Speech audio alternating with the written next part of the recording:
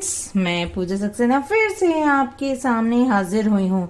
जैसा कि आप लोगों को पता है कि भाई 2023 के क्वेश्चंस को हम करा रहे हैं, या यूं कहिए यूपी बोर्ड के जो ओल्ड क्वेश्चंस को करा रहे हैं, उसमें अभी इन वीडियोस में हम प्रेफर कर रहे हैं 2023 के क्वेश्चन। चलिए आज एक क्वेश्चन उठा लेते हैं। क्वेश्चन हमारा क्या कह रहा है, दो वर्गों के क्षेत्रफल का योग 117 वर्ग मीटर है। यदि उनके परिमापों का अंतर 12 मीटर हो तो दोनों वर्गों की भुजाएं ज्ञात कीजिए। सबसे पहले मैं आपको वर्ग के बारे में बता दूं कि वर्ग वह चतुर्भुज होता है जिसकी चारों भुजाएं क्या हों, बराबर हों, और चारों कोण कितने अंश के हों, चारों कोण 90 अंश के हों। वो क्या कहलाता है, वर्ग। यदि ये वर्ग की एक भुजा x है तो ये भी x होगी, ये भी x होगी और ये भी x होगी। और यदि एक दूसरा वर्ग है, उसकी एक भुजा y है, तो ये सब क्या हो जाएंगी, y ही हो जाएंगी।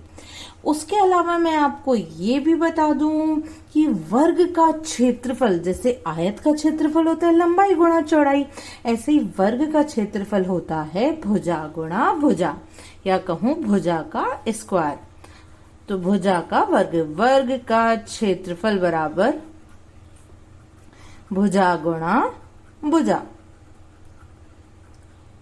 अब मैंने दो वर्गों के क्षेत्रफलों के योग की बात हो रही है, तो मैंने कहा माना पहले वर्ग की भुजा बराबर x, पहले वर्ग की भुजा क्या है, x, तो इसका क्षेत्रफल कितना हो जाएगा, तो वर्ग, इस वर्ग का क्षेत्रफल बराबर क्या हो जाएगा, x गुणा x, या यूं कहूं x स्क्वायर। अच्छा, अब हम बात करें दूसरे वर्ग की भुजा, तो दूसरे वर्ग की भुजा क्या हो जाएगी, दूसरे वर्ग की भुजा है, मैंने माना y, तो वर्ग का क्षेत्रफल क्या हो जाएगा, वर्ग का क्षेत्रफल हो जाएगा भुजा गुणा भुजा, यानी y इंटू वाई, या यूं कहूं y स्क्वायर। अच्छा, क्वेश्चन में क्या दे रखा है, दो वर्गों के क्षेत्रफल का योग 117 वर्ग मीटर है। तो मैंने कहा इस वर्ग का क्षेत्रफल क्या है, x स्क्वायर, इस वर्ग का क्षेत्रफल क्या है, y स्क्वायर। इन दोनों को जोड़ा, क्या आ गया, 117 आ गया। इसे कहेंगे इक्वेशन नंबर 1। इनके परिमापों का अंतर, अब मैं आपको ये बता दूं, यदि मैं इस वर्ग की बात करूं तो इनकी सभी भुजाओं का योग यानी 4x, इसका क्या कहलाएगा, परिमाप। इसका परिमाप क्या कहलाएगा, 4y। तो यहां से मैं कहूं, मुझे दिखाई दे रहा है कि ये मैंने बड़ा रखा, ये मैंने छोटा रखा, तो मैं कह सकती हूँ 4y माइनस के 4x। बड़े में से छोटा घटाएंगे तभी तो पॉजिटिव आएगा, और ये प्लस का 12 था, तो मैंने बड़े वाले में से छोटे वाले को घटा लिया।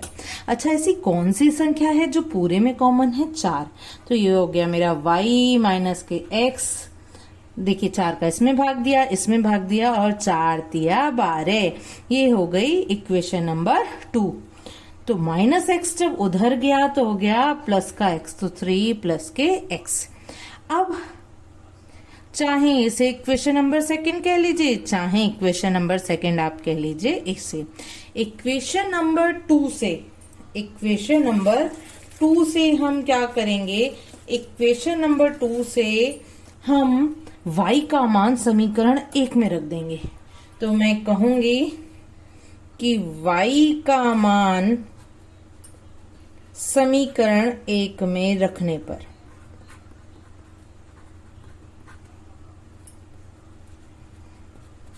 जब मैं समीकरण 1 में इक्वेशन नंबर 1 में रख दूंगी y का मान, तो क्या हो जाएगा मेरा, समीकरण 1 तो था x square plus y square बराबर 117, तो y की वैल्यू रख दी, तो 3 प्लस x का स्क्वायर इज इक्वल टू 117। यहाँ a प्लस बी के स्क्वायर से होल स्क्वायर से खोल लीजिए तो 3 का a प्लस बी का स्क्वायर होता है a square plus b square plus 2ab, तो 3 का स्क्वायर किया, x का स्क्वायर किया plus 2 into 3 into x is equal to 170। इसे सॉल्व किया मैंने तो एक्स स्क्वायर प्लस के 9 प्लस के एक्स स्क्वायर प्लस के 6x बराबर 117। सॉल्व किया तो ये हो गया मेरा 2x square plus 6x plus के 9 माइनस के 117 बराबर 0। 117 जब इधर आया तो माइनस का 117 हो गया, तो ये हो गया 2x square plus 6x, 9 minus के 117 कितना हो जाएगा, ये हो जाएगा आपका 108। अब ऐसी कौन सी संख्या जिसका पूरे में भाग जा सकता है, 2, तो यहाँ बचा एक्स स्क्वायर, 2 का भाग 6 में दिया तो बचा 3x, 2 का भाग यहाँ दिया तो 2 पंजे 10, 2 चौक 8। ठीक है, अब हम क्या करेंगे, जो 54 है ना 54, इसको लिख लेंगे, इसका और एक्स स्क्वायर का जो गुणांक था कुछ नहीं है यानी 1 है, इन दोनों का गुणा कर लेंगे। तो माइनस के 54 का गुणा मैं 1 में करूंगी तो मेरा क्या आया, माइनस का 54 आया। माइनस का साइन ये बताता है कि मुझे दो नंबर्स को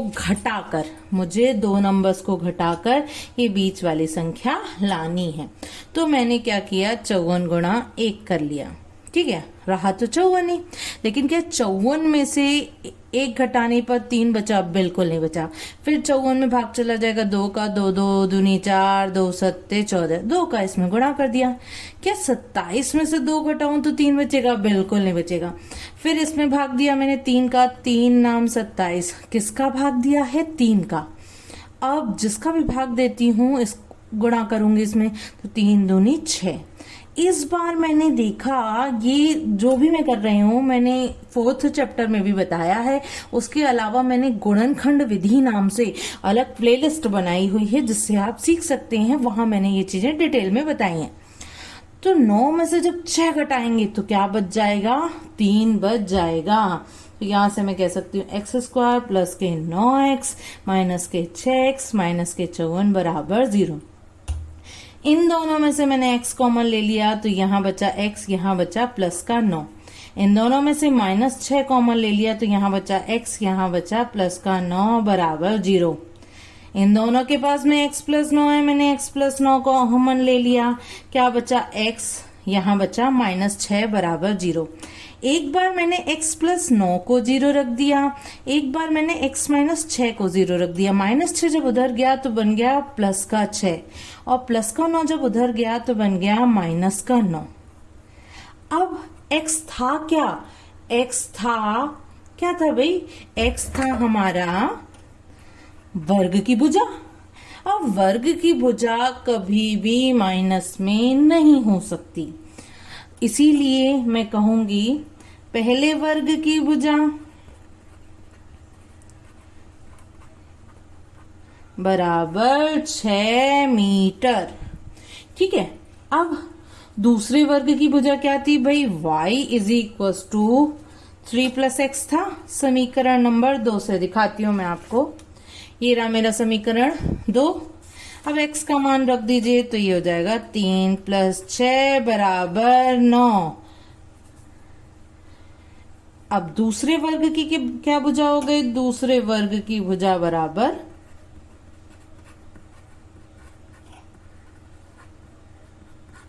9 मीटर। उम्मीद करती हूँ क्वेश्चन का एक्सप्लेनेशन आप लोगों को समझ में आया होगा। फ्रेंड्स, यदि इस क्वेश्चन का एक्सप्लेनेशन समझ में आया हो तो प्लीज मेरी वीडियो को लाइक करिए, चैनल को सब्सक्राइब करिए, साथ में बेल आइकन को भी प्रेस कर दीजिए ताकि इस तरीके की वीडियो की नोटिफिकेशन आपको टाइम टू टाइम मिल सके। चलिए फिर मिलेंगे फ्रेंड्स।